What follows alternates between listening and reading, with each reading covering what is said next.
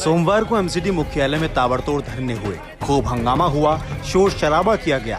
निगम पार्षद सड़कों पर बैठे, दिल्ली पुलिस ने इन्हें हिरासत में भी लिया। भाजपा और आपके बीच में धरने की होड़ सी दिखी कि कौन बड़ा धरना करता है, कौन ज्यादा भीड़ इकट्ठी करता है, कौन ज्यादा हाय हाय करता है, कौन एमसीडी कर्मचारियों का बड़ा हितैषी बनता है, कौन ज्यादा पुलिस थानों को भरता है। सब कुछ हुआ। दिल्ली ने सब राजनीतिक खेल देखा भी।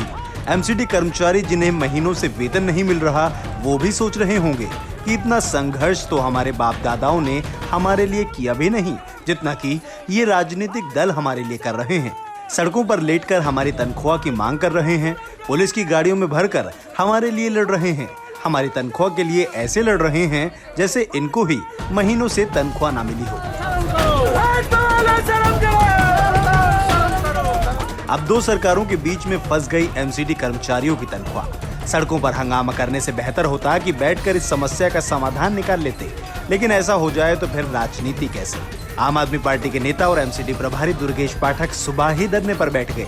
उनके साथ नेता विपक्ष विकास गोयल के साथ सभी निगम पार्षदों के साथ तख्ती लेकर बैठ गए। विकास गोयल ने कहा कि भाजपा शासित एमसीडी भ्रष्टाचार में सारा पैसा खपा गई। इतने घोटाले किए कि तनख्वाह देने के लिए भी पैसे नहीं बचे। दिल्ली सरकार का कोई भी कर्मचारी धरने पर नहीं बैठता, क्योंकि दिल्ली सरकार ने साफ नियत से सरकार चलाई है। देखिए, अभी आप देख रहे होंगे नीचे कर्मचारी हड़ताल में बैठे हैं और 11 से 1 लगातार कई दिनों से कर्मचारी ए ग्रेड से लेके और डी ग्रेड तक के सभी कर्मचारी 11 से 1 तक काम बंद करके नीचे धरने पर बैठे हैं। ये एक जीता जागता सबूत है कि निगम में जो 14 साल से भारतीय जनता पार्टी शासन कर रही है, उन्होंने भ्रष्टाचार करके आज निगम को इस स्थिति में ला दिया है कि 5-5 महीने तक कर्मचारियों को वेतन नहीं दे पा रहे। आम आदमी पार्टी ने आज उनके हक की आवाज़ उठाने के लिए, उनके आवाज़ में आवाज़ मिलाने के लिए, उनको उनका हक दिलाने के लिए धरना प्रदर्शन किया। पहले हमने राजघाट से पदयात्रा की प्रोग्राम बनाया था, हमें परमिशन नहीं दी गई, जबकि भारतीय जनता पार्टी को परमिशन दी गई।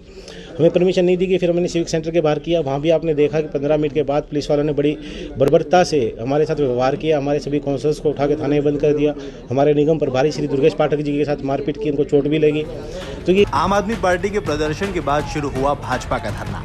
उनका भी मुद्दा वही कि एमसीडी कर्मचारी की तनख्वाह के लिए दिल्ली सरकार पैसा दे और विज्ञापनों में पैसा बर्बाद ना करे। देखिए, कोरोना संकट के दौरान हमारे निगम के कर्मियों ने अपने जान की बाजी लगाकर जनता की और लगातार लोगों की मदद की है। और ऐसे समय में दिल्ली के मुख्यमंत्री जहां एक और 48 करोड़ रुपया वो विज्ञापनों में खर्च कर रहे हो अपनी इमेज को चमकाने के लिए, वही उनके पास निगम को पैसा देने के लिए फंड नहीं है। आज निगम के जितने हमारे पार्षद हैं, यहाँ पर निगम कर्मियों के समर्थन में हम लोग यहाँ आए हैं कि दिल्ली सरकार निगम का बकाया जारी करे। तीनों निगम के निगम पार्षद इकट्ठे हुए हैं। पहले भी कई बार हमने उनका दरवाज़ा खटखटाया, पर उनके कानों पर जूम नहीं देख रही। आज इतनी दयनीय स्थिति दिल्ली की हो गई है कि निगम को पैसा नहीं दे रहे, तो नालियाँ जो बरसातों के अंदर नालियाँ ख़राब हुई, सड़कें जो ख़राब हुई है, उनको रिपेयर कराएं, कम से कम उनको बनवाएं, तो लोग दिल्ली की जनता को एक अच्छी सहूलियत तो दे सके। दिल्ली की जनता की निगम पार्षद से अपेक्षाएं होती हैं कि अपने क्षेत्र में कुछ ना कुछ करके दिखाए, और करके कहाँ से दिखाएं जब दिल्ली सरकार हमारे को पैसे। थोड़ी देर में भाजपा का प्रदर्शन भी दिल्ली पुलिस ने खत्म करवा दिया, लेकिन एमसीडी कर्मचारियों का तनख्वाह का इंतजार खत्म नहीं हुआ। 12 से 15 हजार कमाने वाले कर्मचारी जो रोज सुबह आपके घर के सामने झाड़ू लगाते हैं, उसके बैंक अकाउंट पर राजनीति ने झाड़ू मार दी। सफाई कर्मचारी, हमारी तनख्वाह नहीं मिली है, 3-3 महीने हो गए, 5-5 महीने की पेंशन रुकी हुई है। जो रिटायर हो गया है उसकी पेंशन नहीं दे रही, उनकी पेंशन नहीं बांधी गई। तो मैं अनुरोध करता हूँ प्रशासन से भी, दिल्ली पुलिस प्रशासन से भी अनुरोध करता हूँ, हमारा कोई झगड़ा नहीं है, हम कोई दंगा नहीं कर रहे, हम कोई डकैत नहीं है, हम कोई बदमाश नहीं है।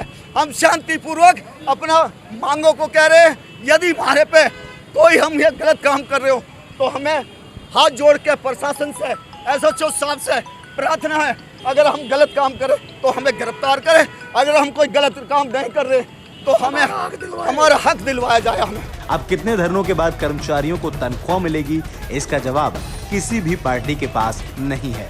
दिल्ली दर्पण टीवी के लिए कैमरामैन योगेंद्र के साथ पुनीत गुप्ता की रिपोर्ट।